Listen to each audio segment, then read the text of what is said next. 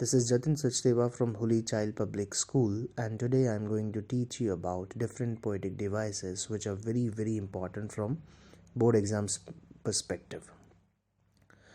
Yes, poetic devices are very crucial for a student who is studying in class 10th or class 12th. So let's discuss our first poetic device, that is simile. Simile compares one thing to another of a different kind and yet alike in some significant way. देखिए simile का जो use होता है वो comparison के लिए किया जाता है. जब भी किसी पोएम के अंदर like और as वर्ड से कोई कंपैरिजन हो, so it is understood that the poetic device or the literary device is simile. जब भी कंपैरिजन as और like वर्ड से होगा तो पोएटिक डिवाइस कौन सी होगी? सिमिली होगी. Let's move on to the second one, that is metaphor. Metaphor is a word or a phrase for one thing that is used in place of another thing in order to show or suggest that they are similar. Like or as is not used in metaphor. देखिए metaphor भी comparison के लिए use किया जाता है, but you won't find like or as in the sentences. आपको comparison like और as से नहीं मिलेगा simile की तरह. मेटाफर भी कंपैरिजन के लिए यूज़ होता है, लेकिन इसमें लाइक और एज का यूज़ नहीं किया जा सकता. For example, life is a big roller coaster ride. देखिए इसमें लाइक और एज नहीं है, लेकिन कंपैरिजन है, तो इसका मतलब ये कौन सी पोएटिक डिवाइस हुई? Metaphor. Let's move on to the third one, that is alliteration. देखिए एलिट्रेशन क्या होता है? The repetition of consonant sound specially at the beginning of the words. जब आपके किसी भी पोएम के लाइन के अंदर जब लेटर्स रिपीट होते हैं स्पेशली एट द बिगनिंग, तो वो एलिट्रेशन बन जाता है. For example, don't drink and drive. Let's move on to the fourth one, that is repetition. The repeated use of words और word pattern is called repetition. For example, all she did was smile, smile and smile. जब पूरे के पूरे words repeat हों तो समझ लेना वो क्या है? आपकी repetition. Guys, there is a difference between alliteration and repetition. Alliteration में सिर्फ लेटर रिपीट होते हैं, that is at the beginning of the word, और repetition में पूरा का पूरा वर्ड रिपीट होता है. जैसे देखिए alliteration में है don't drink and drive, D repeat हो रहा है, और repetition में पूरे के पूरे वर्ड्स रिपीट हो रहे हैं, smile, smile and smile. Let's move on to the fifth one, that is personification. The practice of representing an inanimate object or an abstract idea as a person or endowing it with human traits. जब भी हम किसी object को human quality दे देते हैं, when we attribute something with human qualities, that becomes personification. For example, the sun stretched its golden arms and greeted everyone with his kind smile.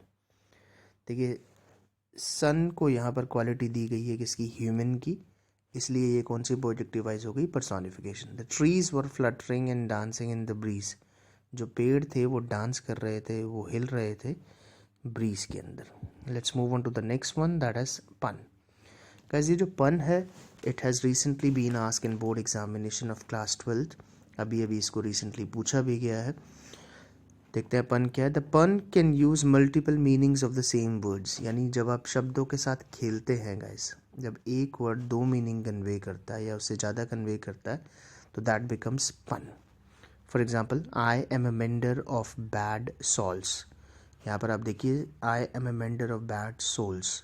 एक तो soul जो है जूतों की बात की जा रही है यहाँ पर, और एक सोल जो हमारी आत्मा होती. तो एक वर्ड जो है सोल, वो दो मीनिंग कन्वे कर रहा है, तो दैट बिकम्स अ पन. और जो बोर्ड एग्जाम में अभी सेंटेंस पूछा गया था, जो लाइन आई थी, वो थी still ringed with idols she was mastered by. इसका आंसर भी क्या होगा गाइस? पन होगा. Let's move on to the next one, that is antithesis. Antithesis क्या होती है guys? The juxtaposition of contrasting words और ideas to give a feeling of balance.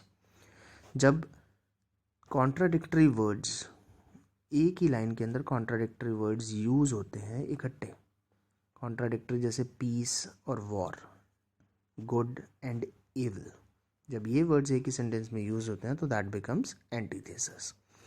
Let's move on to the next one, that is अनुमटोपिया.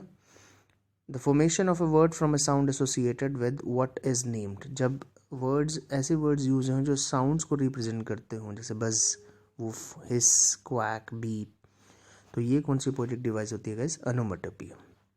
Let's move on to the next one, that is assonance. The use of words that have the same or very similar vowel sounds near one another. Guys, जब vowels use होते हैं इकट्ठे, एक जैसे vowel use होते हैं, तो that poetic device is assonance. For example देखिए, the fat cat had a smack. देखिए आपको a जो है vowel वो बार बार repeat होता हुआ दिखाई देगा. It means it is an assonance.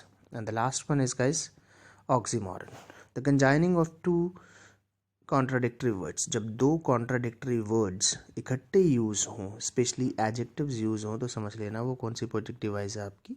Oxymoron.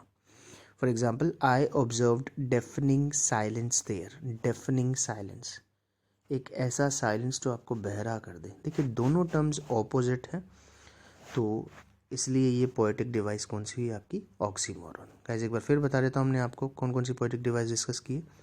We have discussed simile, जो कंपैरिजन के लिए यूज़ होता है लाइक और एज के साथ. वी हैव डिस्कस्ड मेटाफर, जो कंपैरिजन के लिए यूज़ होता है बिना लाइक और एज के साथ.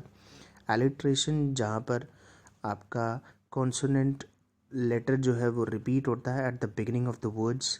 रेपिटेशन, जहाँ पर आपके पूरे वर्ड्स रिपीट होते हैं. नेक्स्ट वन इज़ पर्सोनिफिकेशन, जहाँ पर ह्यूमन क्वालिटीज़ दी जाती हैं किसी ऑब्जेक्ट को. देन वी डिस्कस्ड पन, जो एक वर्ड जो दो मीनिंग कन्वे करता है, जो प्ले ऑन वर्ड्स होता है, दैट इज कॉल्ड पन. एंटीथेसिस, जहाँ पर ऑपोजिट वर्ड्स यूज़ किए जाते हैं एक ही सेंटेंस के अंदर.